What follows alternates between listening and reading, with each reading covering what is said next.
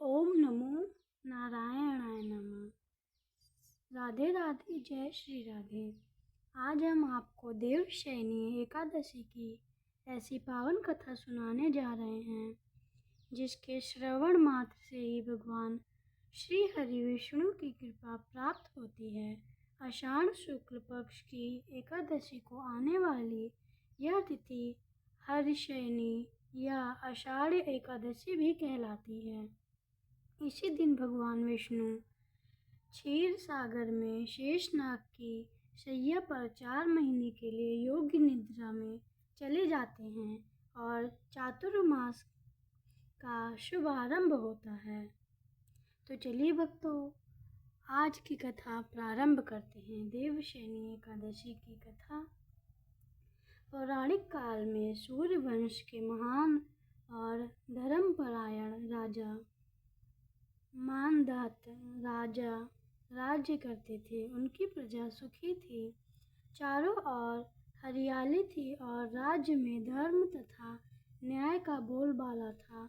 लेकिन समय ने करवट बदली। लगातार 3 वर्षों तक वर्षा नहीं हुई। नदियां सूख गई, खेत बंजर हो गए, पशु पक्षी तड़पने लगे और लोगों के घरों में अन्न का एक एक दाना दुर्बल हो गया। राजा मानधाता अपनी प्रजा का दुख देखकर अत्यंत व्यथित हुए।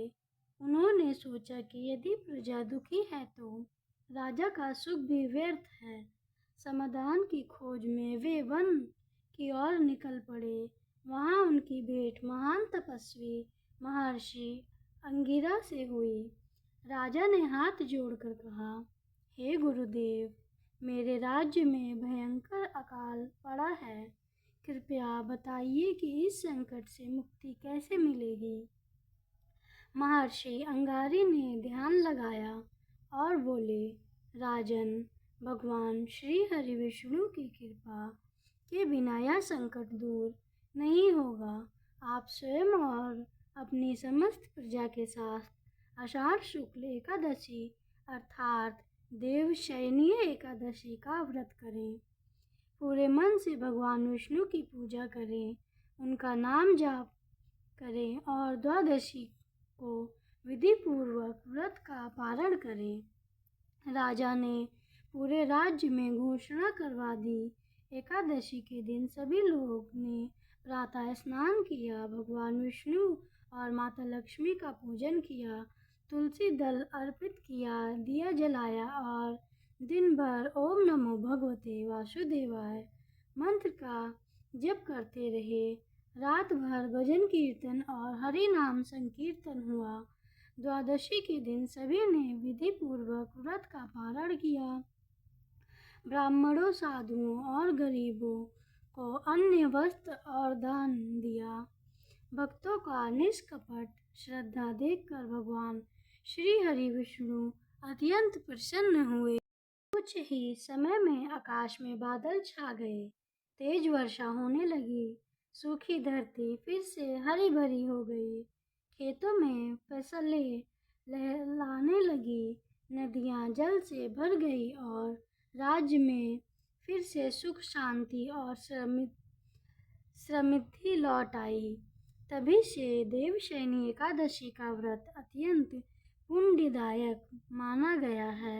मान्यता है कि इस दिन भगवान विष्णु योग निद्रा में प्रवेश करते हैं और 4 महीने बाद देव उठनी एकादशी पर जागते हैं। इन 4 महीनों में जप, तप, दान, सत्संग और भगवान के स्मरण का विशेष महत्व बताया गया है। जो श्रद्धालुओं श्रद्धा और नियम पूर्वक देवशयनी एकादशी का व्रत करते हैं, भगवान विष्णु उनके जीवन के कष्ट दूर करते हैं। परिवार में सुख समृद्धि का वास होता है और भक्ति का मार्ग प्रशस्त होता है।